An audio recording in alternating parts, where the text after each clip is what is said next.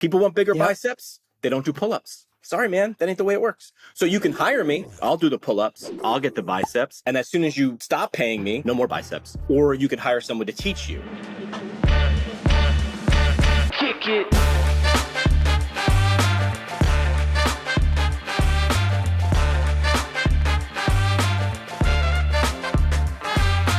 Welcome to Strata Stories. My name is Thomas Schreiber, and I'm the Director of Marketing here at Strata. Strata is a single EMR platform and revenue cycle management service for physical, occupational, and speech therapy practices that helps you achieve a 99.99% reimbursement rate. On today's episode, Paul Singh, the CEO of Strata, talks with Jimmy McKay, a physical therapist and the founder of PT Pinecast. PT Pinecast is an awesome media company helping PTs grow their therapy knowledge. Paul and Jimmy talk through why most practice owners skip to how instead of why, how to find and communicate with your target audience, and why you must understand the game of attention in order to market your clinic. If you'd like to learn more about Strata and see how our EMR and RCM works, head over to stratapt.com to book a demo.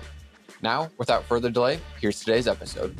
I learned communications from Franciscan friars. I went to a Franciscan university, right? So they were in the front of the room with their brown robe and the rope around their waist. And they always just talked like Yoda or Buddha. I don't know when they learned how to talk so great, but everything, I'm still 20 something years later remembering Brother Basil. Two things. He stood in front of the room and said, "What is the goal of public relations?" And a bunch of budding communication pros are now going to impress the professor. And I was smart enough to know what Admiral Akbar said. This is a trap. Okay. So they're firing their answers. And once he's done, he said, "Silly children, the answer's in the question. The goal of public relations is to build a relationship with the public." Pause for dramatic effect. When you understand that as the goalpost moves closer. It is not to get a sale. It is not to make someone else make a decision. You can't. Unless you're a pusher. I'm not a pusher. You move the goalpost closer. This is not saying that once you achieve understanding or once you build a relationship, it does not then also lead to a sale or them coming to your business, right? So that's lesson one from Brother Basil. The goal of public relations is building a relationship with your public. Now you might think, well, I don't do public relations. I'm a PT clinic. I don't have a PR person. Yes, you do. You are doing public relations right now. You are either doing it well or poorly, but you are doing it. If you're not available on search in your local area, you are doing public relations poorly. If you are not doing something, you are atrophying. So this is where I put in PT terms: strengthening, atrophying. There is no staying the same. One or the other. That's physiology, right? Second big lesson from Brother Basil. There's only 6 questions you can ask. That's it. He said it a little more succinctly. Brother Basil, the robe, the rope, sounds like Buddha. How many questions are there? Students, and of course, infinity, and this, and they're trying to impress. I saw it again. This is a trap. Shut your mouth. He said there's only 6. Who, what, where, when, why, and how. Now, you can answer those in an infinite variety, right? I ask 7, and this is where the slide comes in. There's a right order and a wrong order, in my opinion. And you highlighted this a second ago, Paul. People skip to step 5 in my 7 steps first. The 5th question you should ask in order is how. Webinar, ads, social, email, what is it? That's how. Oh, young Padawan, we have not gotten to how yet. First I need to, and here's the order. Who? Who are you talking to? Because I talk to my best friend differently than I talk to my grandma. Differently. I talk to them differently. They have different relationship with me. Different interests, right? It's a funny example. Ha ha ha. Grandma and your best friend. I use different words. I use a lot of 4-letter words with my best friend. Not so many 4-letter words with my grandma, right? It doesn't land well. So who is first? Because everything after who changes the answers of the other 6 questions. So who is first? I then ask the question, what? What are their problems? I call them bads and goods. What are your hopes and dreams and aspirations? You ask the practice owner, what's your goal, man? What do you want to become? Tuition, vacations, valid. Great. I write those down. Bads and goods. Ironically, they're super easy to write. You could just write one list of goods and then flip them, and those are bads. Or you could write the list of bads and flip them, and those are goods. So that's a cheat code, right? Yeah. I then ask the question of you as the practice owner, if we're talking about the who is your audience and you as the practice owner, tell me about you. What are you good at? What do you like to do? What are you poised in your community? What are the things that you bring along that might help someone that you just talked about go from bad to good? Right? And I lay those down in two lists next to each other. Like, and my favorite type of diagram is a Venn diagram, because then I just draw two circles and I go, which ones of these cross over and which ones don't? For example, if a problem of your audience is they have a clogged toilet and you don't unclog toilets, that's not going to go in the middle of your Venn diagram. Put everything that crosses over in the middle of that Venn diagram. Yeah. So you've just asked who, what are they looking to do, bads and goods? What are you equipped to do? And where those things cross? My friends, that is your shared why. Simon Sinek has made a whole career on start with why. I don't disagree with Mr. Sinek, but I do. I think why is the fourth thing you get to. Once you figure out who, what, and why, it's process then. It's how, where, and when. Now you can say, okay, so you're the reason, the why between you and your intended audience is you want to get players off the bench and back on the mound. That's better than I do physical therapy, ain't it?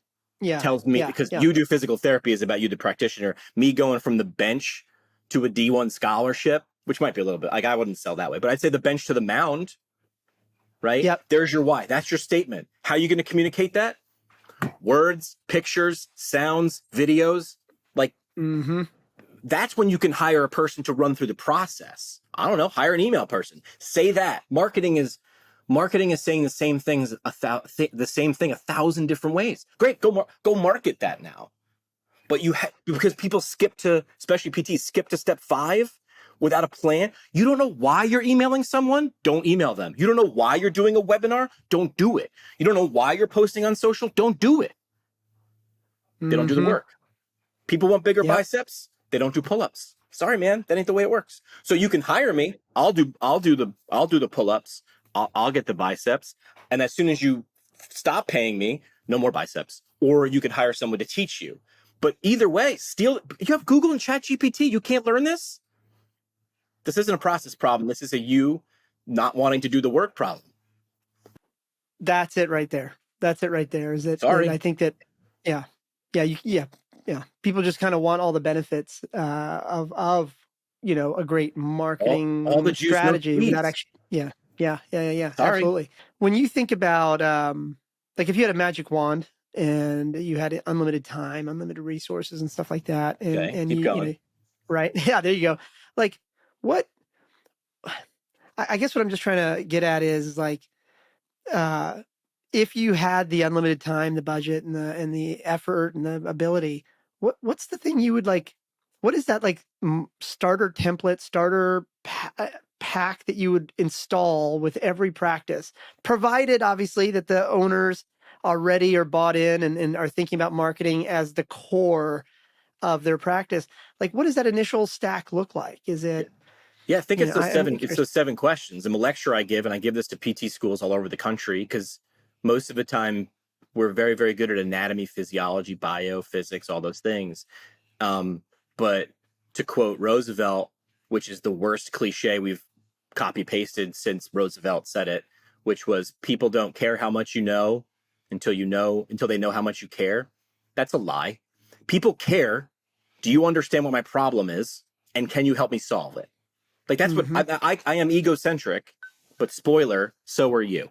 And that's good. Like ego keeps us alive. It keeps a roof over our head. Like, so understanding, I don't care how much you as a PT in 3 years or 2 years with some of the hybrid programs learn about how to help me. If I can't understand it, doesn't really matter. If you're bad at describing why it is, why do most patients not complete a plan of care? I think somebody just came out with like a brand new like report, like saying like most don't complete only get to so many visits and plan of care. I bet you it's because they don't understand what they're doing and why they're doing it. That's where I agree with Sinek. Make sure you understand the why, right? Yeah. So start with why isn't about where to start. It's about where they want to start. That's where you two cross, is that why segment. So decide, is this something you want to do yourself as a practice owner? Are you going to hire someone on your team? Or are you going to have someone? This is a job that needs to be done. And I would say the fastest way to figure out if you're doing it or not, marketing, communication, being responsible, who gets in trouble if this fails? And when people start saying, well, it's probably, nope, you lose. It needs to be someone's responsibility. Who gets in trouble if Paul shows up for his appointment at Jimmy's clinic and no one's there to check him in? Right? Steve. Steve's front desk, dude. Mhm. Cool. Ownership. So locked expectations. You are here because you are the face. Communications also often falls to the youngest person at a clinic because, well, they're on the socials a lot. It happens to be, I see this a lot at clinics and at large organizations like APTA organizations. We have the younger ones. Okay, cool. So you have the people who have been in the profession the shortest amount of time, who are students or new grads, so they're overwhelmed cognitively learning and financially, they're just trying to make sure they pay their loans. They're responsible for speaking for your organization ad nauseum. When I put it like that, like, well, I guess maybe that isn't the best person to do it. So we'll give it to the CEO. I got news for you. The CEO can be part of it, but if it's their responsibility only, that's why we have CMOs. So I would say, like, the first thing I would say, who's responsible for doing this? Who's responsible if it goes wrong? Who's responsible for checking in? What are the KPIs? So take any part of your business out, and what you'd ask then, that's what I would change for communications and marketing. What could the template look like? It would be an intro to communications course. Yeah. So let's talk about that. I've noticed in your social feeds that you're speaking at colleges and stuff like that.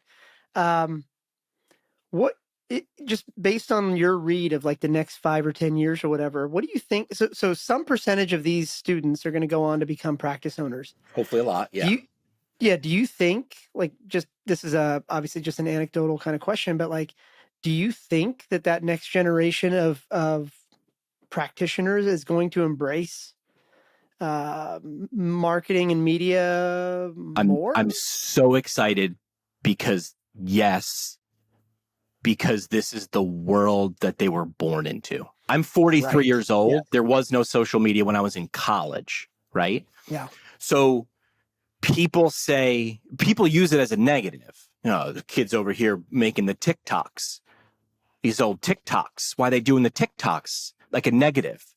And what I see is children 8, 9 years old, maybe younger, communicating with brevity, getting a laugh, right? Because there's only 2 things you can do with content. Said it again: educate or inform, or if you can do it both. I see an entire generation who only knows if your video is 9 minutes and the first 10 seconds suck, I have choices. Dude, I had channel 2, 4, 7, and PBS. Why was Flintstones the #1 show? Because it was on every 20 minutes. Yep. I think the next generation, will they embrace communication and marketing? No, it's baked into the cake. Yeah, right. They don't think of it as like a bolt-on. They do not understand a world without it. So I am very optimistic. That's why I picked up the microphone. Right. I wanted to really state that. And by the way, I agree too. I mean, it's like, you know, when we think about what we do at Strata and our own marketing strategy, what I did in my previous businesses, I always told people, like, look, it's really simple. We're a media company that happens to do what we do. What Red Bull is. And they'd be like, what does that mean? I'm like, well, like, you know, we're not a tech company with a Twitter intern or a TikTok intern. I use this example and I didn't come up with it, but the minute I saw it, I was like, holy crap. It was one of those moments where, like, you know, I felt like the Matrix, right? Like, whoosh, it pulled me out of my body. And I was like, Red Bull is not an energy drink company. And I was like, have you heard this one before, this case study? You must have, right? I have, but it's better if you say I've heard it. Yes, I know where you're going. Good, but I'm on 4 espressos, so let's keep going. So Red Bull is not an energy drink company. They are a media company. Their commodity is attention. So Red Bull pays $1 million to put a guy in an air balloon and send it up to space, and he jumps with wings and and 4 billion people go, this is great, this is stupid, this is ridiculous, and Red Bull just goes, we win because everybody reported on it that day. They understand that their commodity is attention, And they win because when you think energy drink, you think of Red Bull before the next 40 competitors because they don't have someone jumping out of space. Now, if they only did that, if jumping out of space with a Red Bull logo was a one-off stunt and they were a energy drink who tried to pay for that, it wouldn't work because it's not baked into the cake. A brilliant move early in Red Bull. I love stealing ideas. In fact, they're all recycled, guys. Let's be honest here. It's just old ideas in new ways and new ideas in old ways. Red Bull was at some festival when they first launched, and it was hard to get traction. I don't know who you are. Why am I going to put you in my body? It's a hard, just give it away for free and give it away. I'm like, well, that devalues your commodity. This is brilliant, in my opinion. Their marketing team went all around the festival and put empty cans of Red Bull in the garbage. Because that says other people already drank it. That's an attention thing. But no, if you have the budget, this is a marketing officer would say, buy a billboard.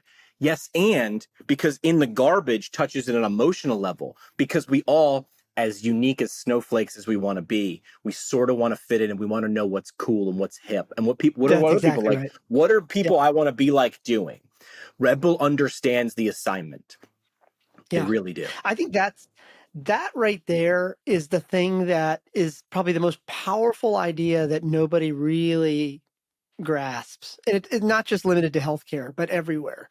And like, somebody asked me the other day, like, what is this like strategy at Strata, at 500, all these things? What is this strategy? And I kind of say to them, I'm like, look, here's the deal. I'm going to have to spend the money anyway. One way or the other, I have to spend the money to drive awareness. The question is where do I think is the most fun and highest yield on that money? So as an example, just for anybody listening, like, here's your choices. Let's say you've got 10 grand a month to burn, 100 grand. This applies to any amount of budget, $100 million to burn, and whatever it is. Your choices are to either go head to head with some other competitor where you're probably buying the same ad space, buying the same whatever, and you're driving each other's costs up. It's a war of attrition. Or you take the same budget that you were going to spend anyway, and you spend it in a uniquely interesting, fun way. And as long as you've got all the low-hanging fruit covered, correct, call Jerry before Jimmy, lead correct, capture, all that stuff, correct, it all works. And so, for example, like, and I don't mean to put Thomas or our marketing team on blast here, but like, here's the deal. Common healthcare logic is like, common healthcare technology logic, like our competitors and stuff. They're like, okay, here's the marketing budget. Let's light it on fire with conferences and X and Y and Z. And then you end up at the same conference with 4 of your competitors and all that stuff. And everybody's basically seeing who's got the biggest booth and all that. Is that good or bad? I'm not here to argue that. I'm just saying that, like, that's like these 4 other people fighting, correct, and I'm just going to like go the other way and spend all the money on this. Can I give you 2 real world examples, one outside of physical therapy? 3 examples, one from a movie, one outside of physical therapy, one inside of physical therapy. The movie is A Beautiful Mind. And the scene is when he's figuring out how to get the blonde. He's like, we don't compete with each other, right? So you can watch that. You've seen that. It's like, okay, he's figuring out the game. First of all, it's a game for attention. That's number 1. That's the movie version.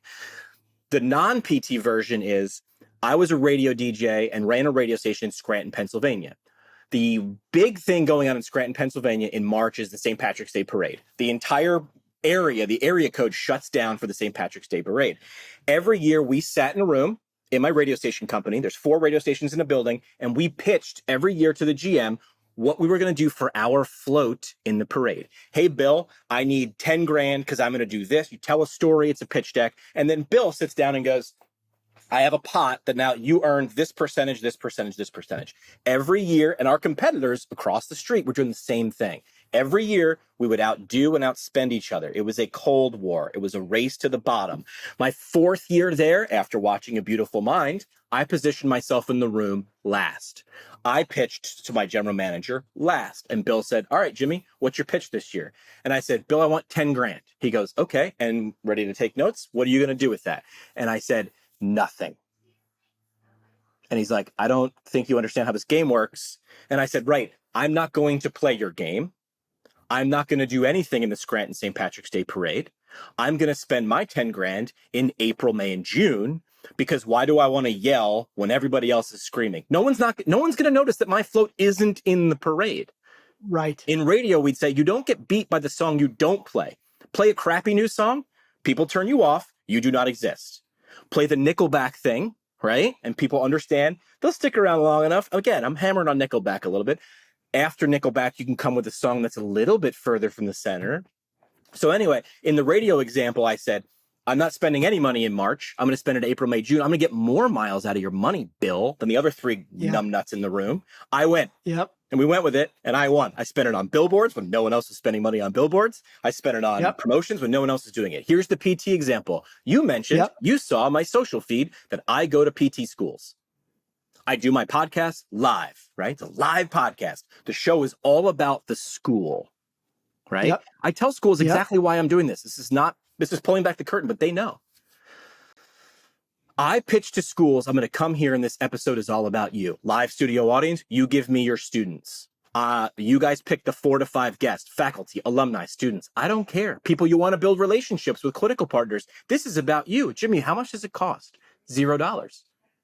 You give me your students' attention for 1 hour. By the way, I'm going to get someone else to pay for a happy hour after the event. Off campus, because we're not bringing beers and apps on campus. Right. I just built a Trojan horse. Watch. I then turn to an organization like Strata and I go, hey, you want to recruit PTs or get PT students' attention? Here's how schools do it. 1 day a year, you come into a room, you are one of 20 different schools. You're all given an 8-foot table. You can give out pens and squishy balls, and you can stand there in front of your pop-up banner and make a pitch. You are one of 20. I tell organizations, do you want to be one of 20 or one of one? Because I just got permission to come on campus and have one-on-one attention with schools for an hour because I made it about them. You can have I'll wear your logoed shirt, whatever. I'll put one of your people on as a guest. Can't talk about your product or service. You can talk about the value of mentoring. You can talk about the advantage of doing an OCS or a residency. You can do that. By the way, company who I'm wearing your logo, your credit card's at the bar and you're paying for food and drinks. And you should have every one of your recruiters there, or even better, fly in a bunch of your PTs to talk PT with PT students. And you have a one of one opportunity to build relationships. You just said, I feel like I get smarter after a couple bourbons. The best conversations happen at happy hour. Welcome to ours. So we're off campus. Rules don't apply. And everybody in this equation knows. Everybody is like, I feel like this was designed for me. The school's like, this is great. You're going to do a giant video and podcast to tell everybody how great we are. What's the school's pain point? We need more. We want better applications because we're competing with the same thing as everybody else. This is free. What do I have to do? An hour of attention. I'll bring the microphone. Don't worry about it. The company, trust me, they know what it costs to get in front of 100 PT students. And they're like, $3,000 for flying people in, a couple hotel rooms and a budget or and a bar tab. Sign me up. Why does Jimmy do it? Jimmy's in the attention business, and I just crushed it. And and that company's paying me to get to come along and ride. Like, I'm not an idiot, right? Because it has value. So you're preaching to the choir. I mean, I think more people should do this. This is so the equivalent of and again, caveat, like you're preaching to the choir. I get it, man. This was the same playbook I've done 500 here and all that. Here's the thing, like, I got young kids. And the kids are starting to get into like local, kiddie sports and stuff like that.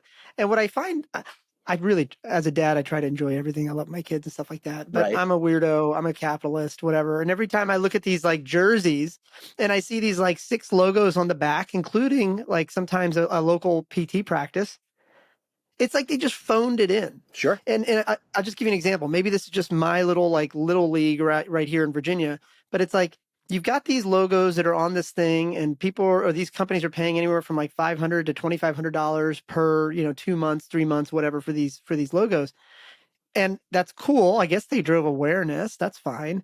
But they like totally missed the opportunity to maybe, I don't know, activate the parents. Right. And I'm making this up, right? But like, on the kids' soccer jerseys right now, there's a local PT practice that has like the banner on the back, like the top logo. And I know that it costs like $4,000 because I secret shop the little league to figure it out, right?